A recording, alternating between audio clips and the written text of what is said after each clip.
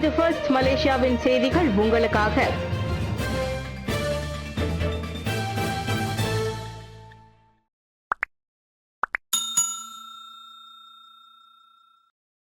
புத்ரஜயாவில் மடானி நிகழ்ச்சிகள். 3வது ஆண்டில் காலடி எடுத்து வைக்கும் மடானி அரசாங்கம் சிறந்த அடைவு நிலையை பதிவு செய்துள்ளது. அதனை மக்களுக்கு தெரியப்படுத்தும் வகையில் புத்ரஜயாவில் நடைபெற்று வரும் புரோகிராம் ரன்கான் மடானி பெர்சாமா மலேசியாக்கு எனும் நிகழ்ச்சி பங்காற்றி வருகிறது.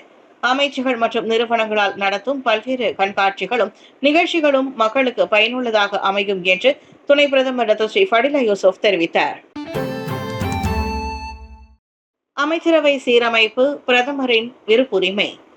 காலியாக உள்ள அமைச்சர் பதவிகளின் புதிய நியமனங்கள் உட்பட எந்தவொரு அமைச்சரவை மறுசீரமைப்பும் நாட்டின் நிர்வாக அமைப்பில் குறிப்பிடப்பட்டுள்ளபடி பிரதமரின் விருப்புரிமை மற்றும் தனிச்சிறப்புக்கு உட்பட்டதாகும். உயர்கல்வி அமைச்சில் தனது பதவி உட்பட அமைச்சரவை மாற்றங்கள் குறித்து அண்மையில் எழுந்துள்ள ஆருடங்கள் குறித்து கருத்துரைத்த அதன் அமைச்சர் டத்தோஸ்ரீ டாக்டர் சம்ரி அப்துல் காதிர் அவ்வாறு கூறினார். நேற்றிரவு 2025 உயர்கல்வி அமைச்சின் ஊடக பாராட்டு விழாவில் உரையாற்றிய அவர் அவ்வாறு குறிப்பிட்டார். பல்வேறு இலவச சுகாதார பரிசோதனைகள். புத்ரஜயாவில் 3 நாட்களுக்கு நடைபெறும் ரகான் மடானி பெர்சாமா மலேசியாக்கு நிகழ்ச்சியில் பல்வேறு விரிவான சுகாதார பரிசோதனைகள் மக்களுக்கு இலவசமாக வழங்கப்படுகின்றன. கண் பரிசோதனை, ஆண்களுக்கான சுகாதார பரிசோதனை, B40 பிரிவினருக்கான பரிசோதனைகள் உட்பட அழகு மற்றும் தோல் பராமரிப்பு தொடர்பான ஆலோசனைகளும் இதில் அடங்கும் என்று சுகாதார அமைச்சின் நிர்வகிப்பு சேவை பிரிவு செயலாளர் ரோஸ்லினா யாக்கோப் தெரிவித்தார். இந்நிகழ்ச்சியில் ஸ்டெம் செல் தொழில்நுட்பம் மற்றும் மருத்துவ புத்தாக்கங்கள் உட்பட சுகாதார ஆலோசனைகளிலும் தேசிய சுகாதார கழகம் கவனம் செலுத்துவதாக அவர் குறிப்பிட்டார். வெளியே எங்களிடம் நகரும் சிகிச்சை அளிப்பு சேவைகள் உள்ளது. பல்வேறு பல் மருத்துவ சேவை, மார்பக புற்றுநோய் பரிசோதனை மற்றும் நுரையீரல் பரிசோதனை ஆகியவையும் உள்ளன. ஒரே நேரத்தில் குறைந்தது 4 நோயாளிகளுக்கு அடிப்படை பல் சிகிச்சையை வழங்க 2 நகரும் சிகிச்சை அளிப்பு உபகரணங்கள் கொண்டு வரப்பட்டுள்ளன என்றார் அவர்.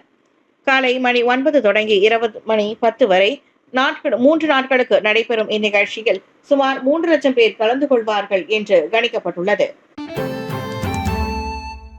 இண்டிகோ 4வது நாளாக தொடரும் நெருக்கடி.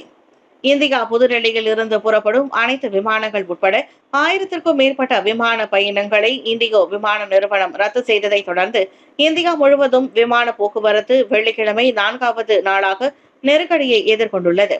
இதனால் இந்தியாவின் மிகப்பெரிய விமான நிறுவனமான இண்டிகோவுக்கு சிறப்பு நிவாரண நடவடிக்கைகளை அந்நாடு அரசாங்கம் அறிவிக்கும் சூழ்நிலை ஏற்பட்டுள்ளது. விமான பயண பாதுகாப்பை மேம்படுத்தும் முயற்சியில் விமானிகள் விமானத்தை இயக்கும் நேரத்தை கட்டுப்படுத்தும் கடுமையான புதிய விதிமுறைகளை இந்திய அதிகாரிகள் அறிமுகப்படுத்தியுள்ளனர். அதோடு இரவு நேரங்களில் விமானங்களை இயக்குவதில் கடுமையான கட்டுப்பாடுகளையும் அவர்கள் விதித்துள்ளனர். ஆனால் நவம்பர் 1ஆம் தேதிக்குள் தனது நடவடிக்கைகளை அறிமுகப்படுத்துவதற்கான காலக்கெடுவை சரியாக திட்டமிட தவறிவிட்டதை இண்டிகோ ஒப்புக்கொண்டுள்ளது. இதனால் இந்த வாரம் அதிகமான விமான பயணங்கள் ரத்து செய்யப்பட்டுள்ளதால் இதனால் ஆயிரக்கணக்கான பயணிகள் பாதிப்பை எதிர்கொண்டுள்ளனர்.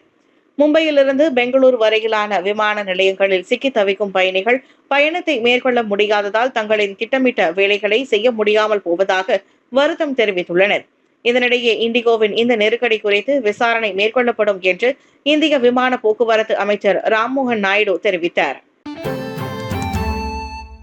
உலக கிண்ணம் தொடக்க ஆட்டத்தில் மோதும் மெக்சிகோ தென்னாப்பிரிக்கா.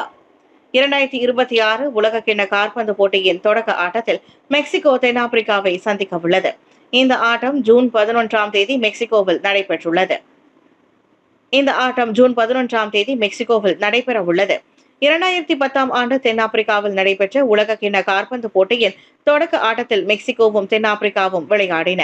16 ஆண்டுகளுக்கு பிறகு இவ்விரு நாடுகளும் மீண்டும் மோத உள்ளதால் இந்த ஆட்டம் ரசிகர்களை கவரும் என்று எதிர்பார்க்கப்படுகிறது.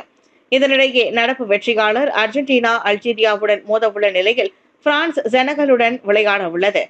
இங்கிலாந்து குரோஷியாவுடன் களமிறங்க உள்ளது.